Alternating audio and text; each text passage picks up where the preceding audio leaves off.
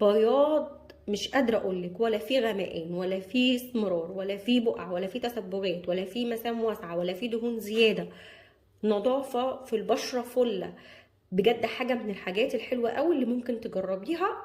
هايله هايله هايله بجد في استخدامها، حلوه جدا. اول حاجه هنا معايا دي كوبايه ميه سخنه، نص كوبايه كده ميه سخنه بتغلي اكني هعمل شاي. فغليت الميه دي، هضيف عليها معلقه مليانه من الشاي الاخضر. تمام، شايفين الشاي الاخضر بتاعنا؟ ممكن استبدل الشاي الاخضر بالشاي الاحمر، بالشاي الاحمر عادي جدا. هقلبه كده وهسيبه يهدى، مش هسيبه يبرد، لا انا هسيبه بس يهدى لحد اما اللون الميه بتاعته كده يتغير وينزل كل الفوائد اللي فيه في الميه بتاعته. تمام، فانا هنا هسيبه يهدى براحته خالص، وبعد كده نكمل نشوف هنعمل ايه. هنا بقى هجيب معايا طبق، وهبدأ اجيب معايا صابونة. الوصفة لو هستخدمها لوشي يفضل صابونة دف او صابونة نابلسي شاهين او صابونة بالجريسلين، اي صابونة تكون طبية بدون اي كيماويات. تمام. لو هستخدمها لجسمي فاستخدم اي صابونة مش هتفرق. هنا هضيف معلقتين من الصابون يكون كبار، فهبشر كده معلقتين. ويفضل يكون البشر يكون يعني خفيف، ما يكونش يعني يكون اخرام المبشره رفيعه زي كده عشان يدوب معاكي بسرعه.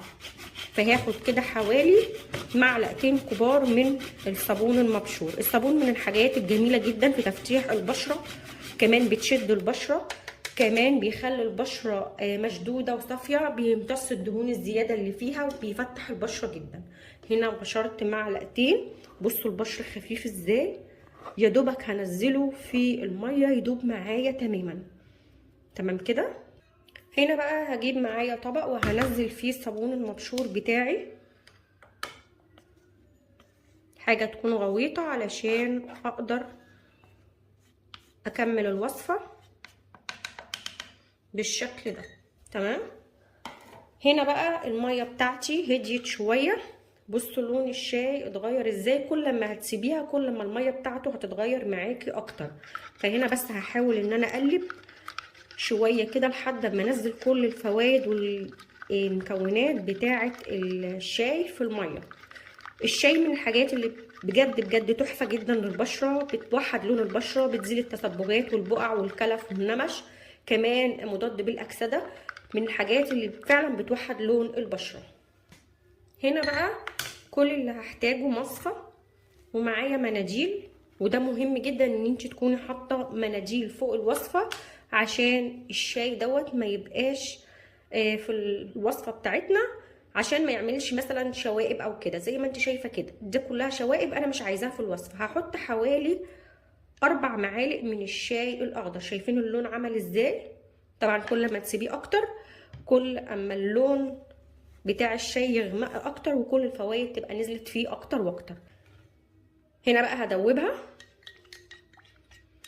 بصوا هنا الصابون يدوب معايا، عشان كده قلت الشاي ما يبقاش بارد، لا يبقى دافي في نفس الوقت، ان انا اقدر اخلط بيه الوصفه. غير كده كمان في نفس الوقت ابقى واخده كل فوائد الشاي. تمام. هنا بقى هضيف عليها معلقه من الحنه البيضه. والحنه البيضه طبعا قلت لكم بتتباع كذا مره عند العطار، او ممكن تلاقيها عند بتوع مستحضرات التجميل، طبعا بيفرق من بلد لبلد.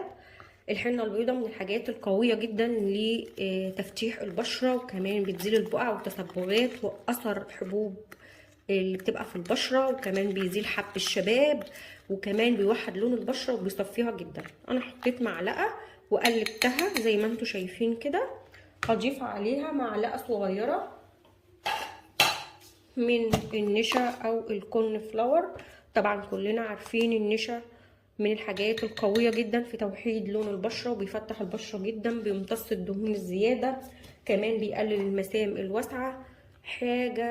حاجة بجد حلوة قوي في التفتيح. هدمج بقى كل القمر ده.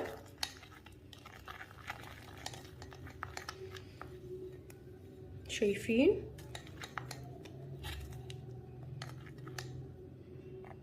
ناعمه جدا وحلوه قوي. طبعا الوصفه دي بستخدمها لوشي، ولو هستخدمها لجسمي عايزه تفتيح تحت الابيضين او بين الفخاد هقولك هنحط ايه. هنا بقى هضيف ربع معلقه او نص معلقه بالكتير من الدقيق او الطحين على حسب الكميه اللي انا عاملاها. الكميه اللي انا عاملاها هحتاج بس معايا نص معلقه. الدقيق من الحاجات الحلوه قوي في تفتيح البشره، في نضارتها، في شد البشره، كمان بيخلي البشره صافيه، بيوحد لون البشره. من الحاجات برضو الحلوه اللي بتمتص الدهون، خصوصا ان في ناس بشرتها بتزيد جامد، بشرتها بتبقى فيها دهون جامد قوي. المسام الواسعه طبعا دي مشكله ومشكله كبيره يعني، فالدقيق او الطحين من الحاجات برضو الحلوه قوي في امتصاص الدهون الزياده والمسام الواسعه. هنا بصوا الخلطه معايا ناعمه، يعني مش هقول انها تقيله، لا هي ناعمه سهله الدمج والفرد. تمام. فهنا انا ايه هستخدمها.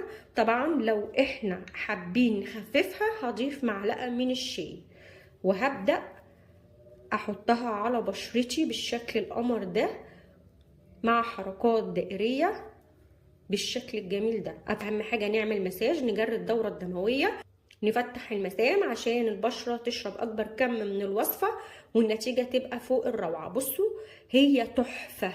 طب انا لو عايزه استخدم الوصفه لجسمي هقولك هنعمل ايه. لا بصوا بعد ما غسلت ايديا مفيش لمعه خالص، نضره مشدوده بجد حلوه قوي. بس اهم حاجه ترطبي، اهم حاجه بعد الوصفه نرطب، وده مهم جدا يا بنات ان انت لازم ترطبي جلدك، علشان الجلد لما ترطبيه النتيجه بتبقى حلوه. طب انا لو عايزه استخدم بقى الوصفه لجسمي تحت الابيضين بين الفخاد بعمل ايه؟ هضيف عليها على نفس الخلطه والمكونات اللي احنا ضفناها معلقه صغيره من الخل الابيض، طبعا بيطهر ويعقم وبيزيل اي روايح وحشه واي بكتيريا.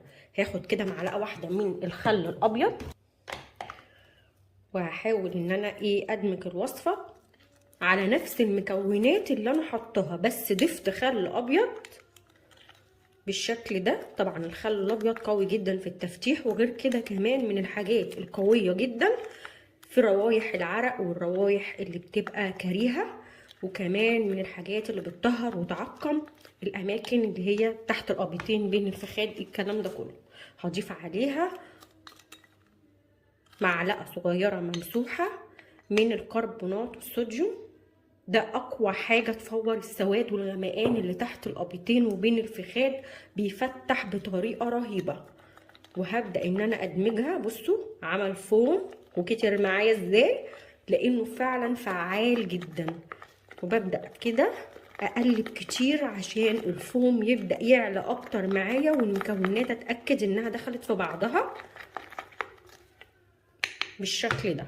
وببدا اهو تحت الابيضين وبين الفخاد، وافضل اعمل حركات دائريه بالشكل القمر ده، ولا في غمقان ولا سواد، وتفتيح بشره رهيبه، هتخلي البشره رهيبه جدا وبتفتح كمان جدا.